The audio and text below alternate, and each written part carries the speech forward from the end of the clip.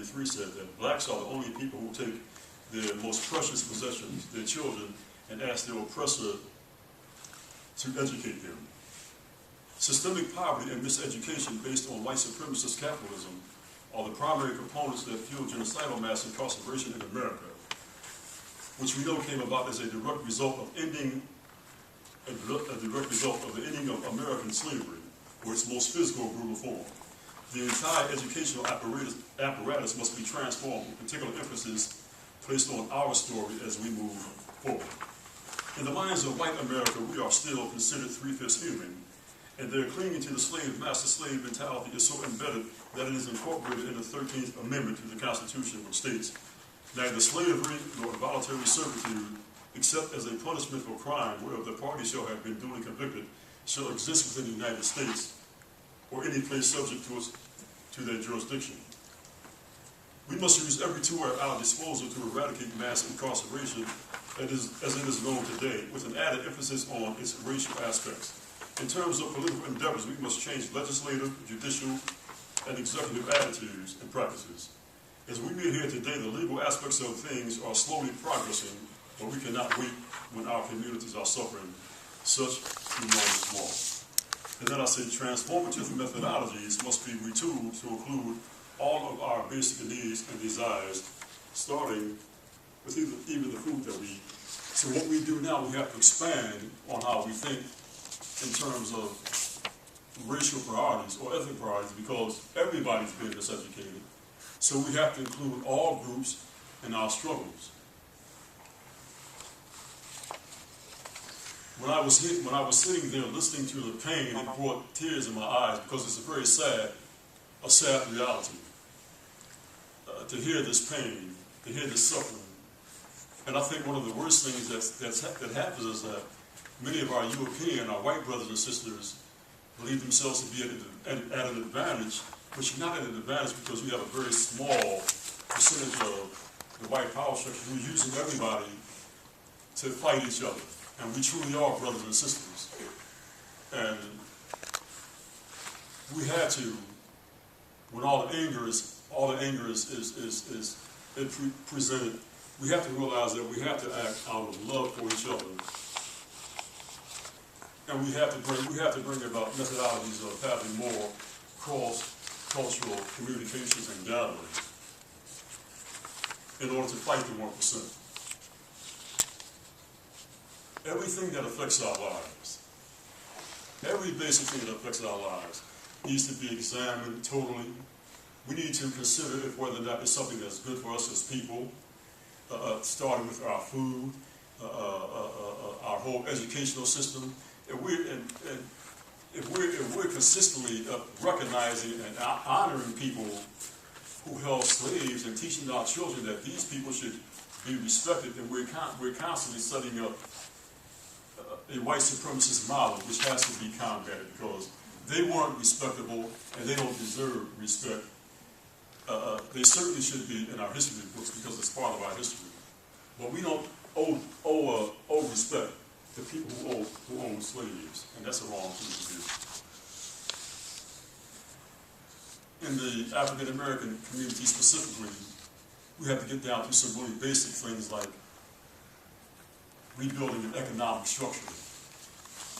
Some of the problems with this is that those who are in power will see this as an affront, and it'll bring about a lot of difficulties. We're always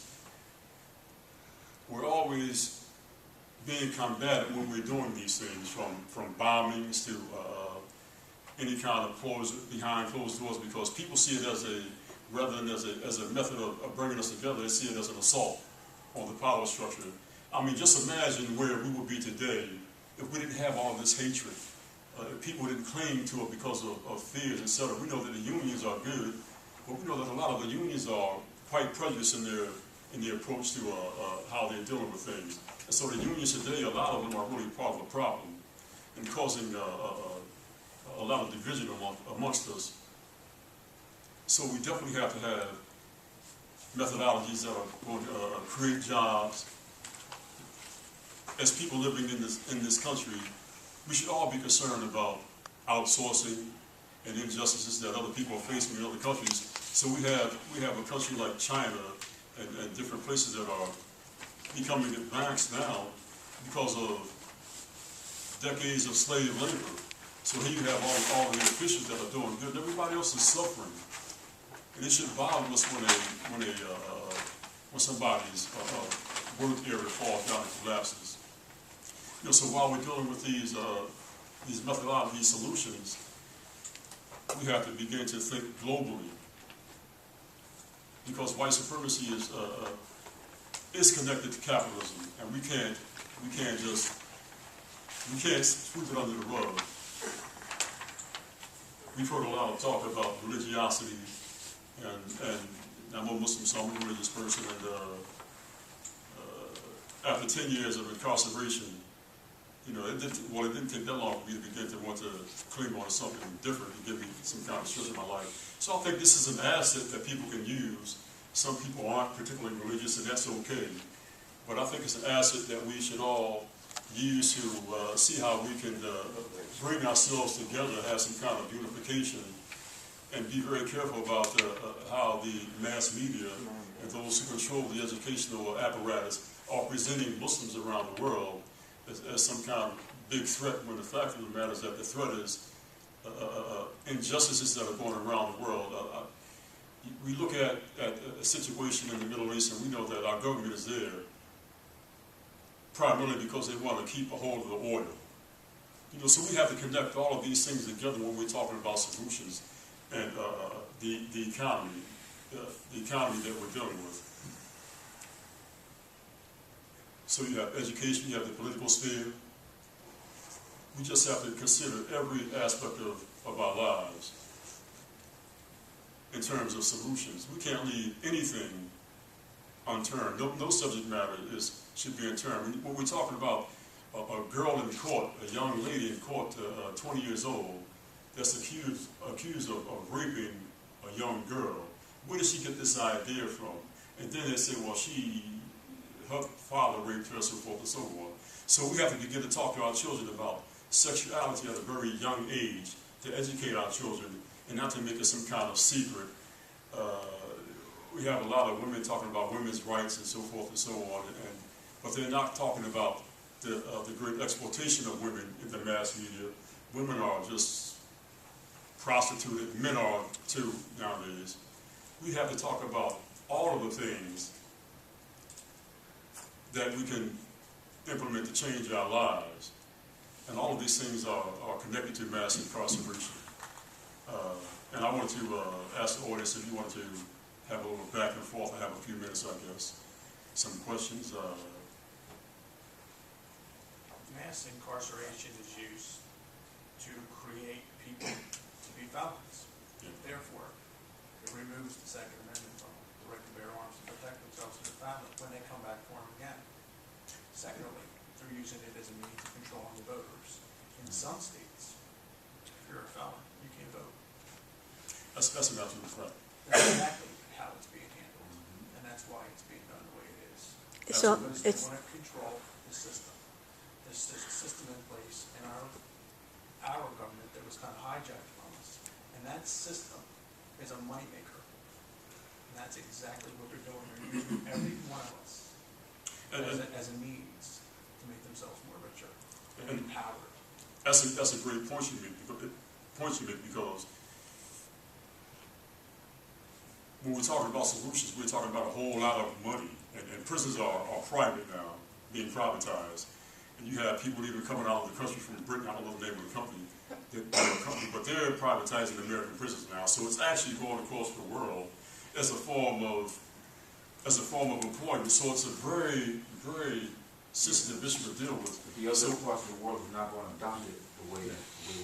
Justice has become a profit center, and part of the profit center is that proceeds that come from the prison. It's the proceeds that come from the structure, the guardians ad litem, the custody processes, the department. I mean, all of the little departments. They're all guaranteeing work, and the sad part is their work is far more important than anybody else's rights, and an unaffected majority doesn't give a damn. Because they're happy to not be in the system. So one of the challenges is that we have to get people to understand that this is not something that you can depend on. because it's not going to last, for one thing. And we need to develop more businesses in the country to deal with the people that aren't so affected by mass incarceration in the sense that poor people are and African Americans are.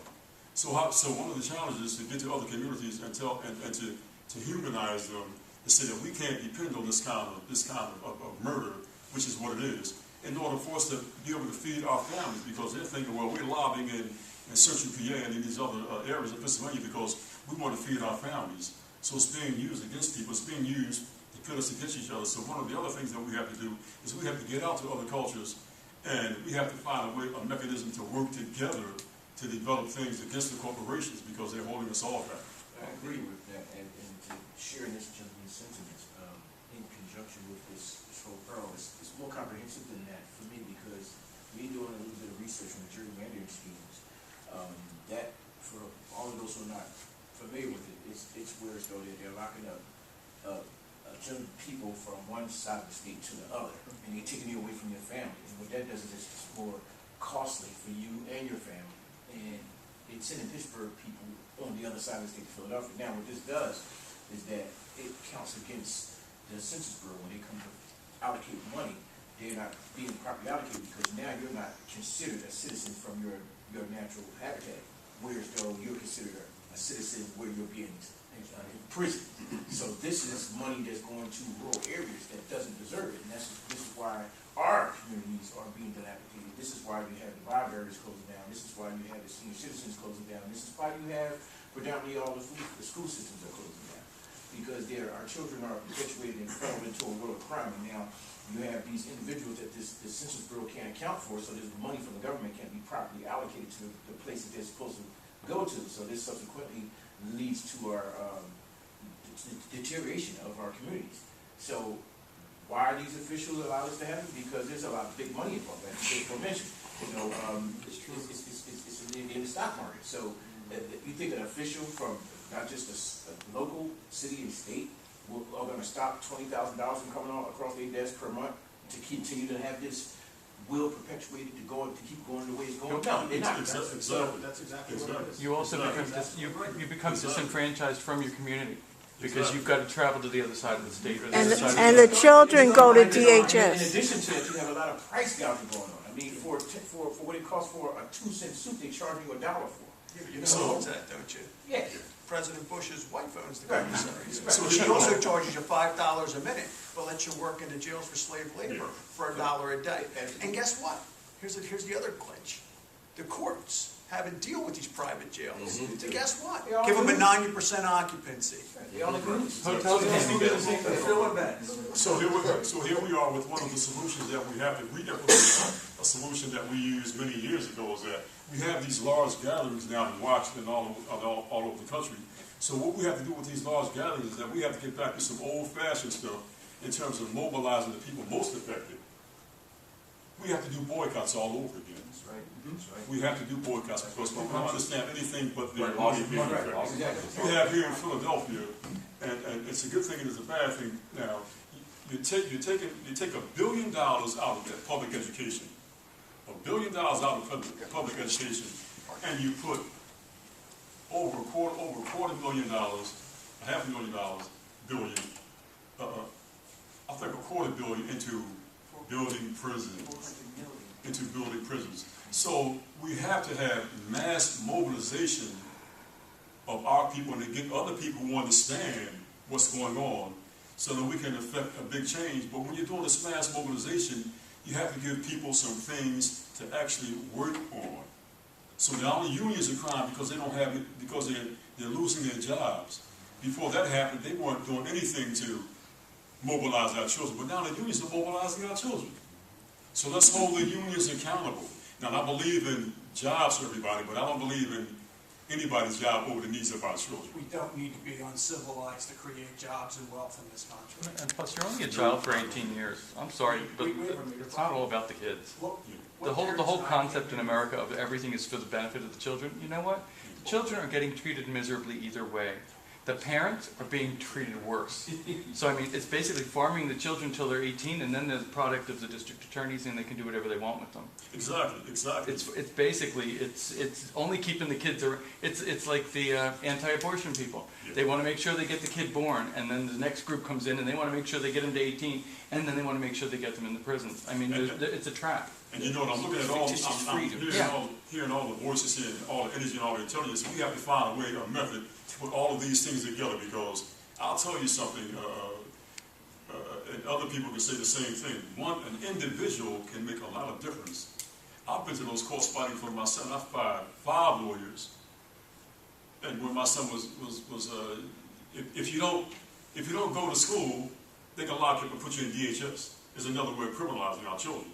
This is why we need a mass mobilization in order to bring the average, to bring the behavior of our children up to par, and to get to a lot of parents that don't understand things, because you have these young parents, they're not going to schools. We have to get the parents involved, and the courts are really taking our lives over in DHS.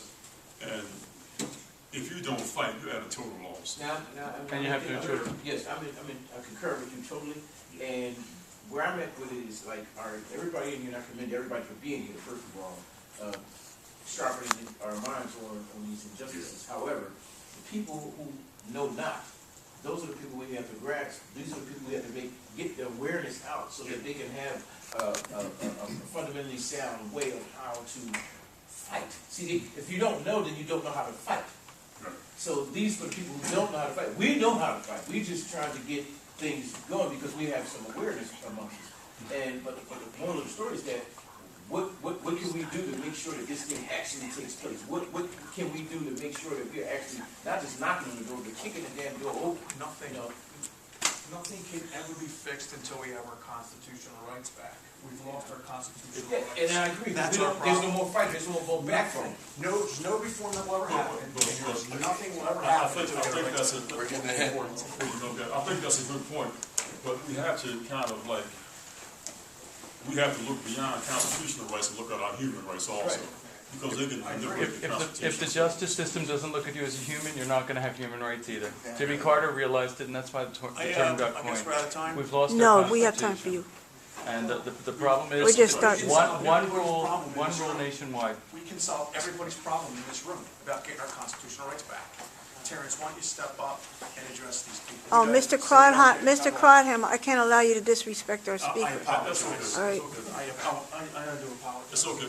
But it angers me to hear so You're many going to have people 12 minutes to every speak. day. It just bothers us.